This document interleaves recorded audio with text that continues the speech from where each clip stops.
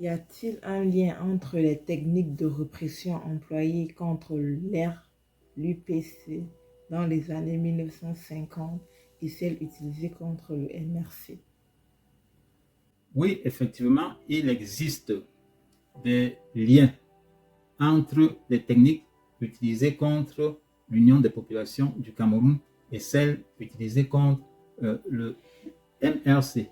Cette répression du mouvement pour la renaissance du Cameroun, c'est la continuité de la doctrine de la guerre révolutionnaire. Et nous le savons grâce à l'ouvrage du colonel Trinquier, Roger Trinquier. Et pour preuve, je vais vous lire un passage de la 4e de couverture de cet officier français. C'est grâce à l'ouvrage du colonel Roger Trinquier dont je vais vous lire l'extrait que je suis convaincu que la répression menée contre le mouvement pour la renaissance du Cameroun est une continuité.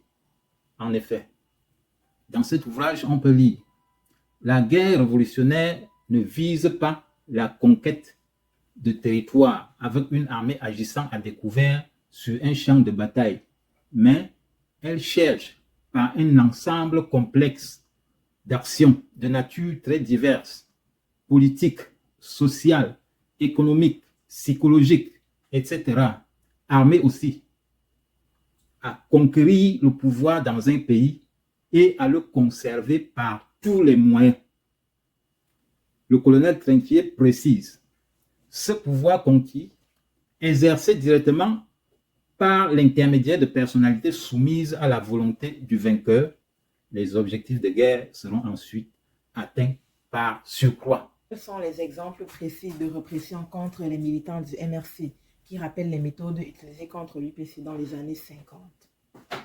Les méthodes de répression contre le MRC, qui sont similaires à celles utilisées contre l'Union des populations du Cameroun pendant la période coloniale, sont par exemple les arrestations.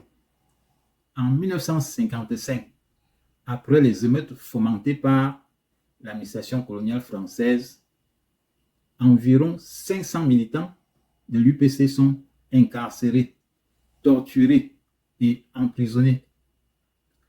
Et du côté de MRC, en 2020, environ 500 militants et sympathisants ont été également arrêtés et incarcérés. Un autre exemple de méthode ou de technique de répression utilisée contre l'UPC, c'est les affectations disciplinaires. Par exemple, Félix Roland Moumié, qui officiait dans le Nord Cameroun comme médecin et avait répandu la doctrine de l'UPC, a été précipitamment réaffecté au sud, loin du fief qu'il s'était constitué dans le Nord Cameroun. Et on peut rapprocher cela à l'affectation aussi de certains dirigeants du mouvement pour la renaissance du Cameroun.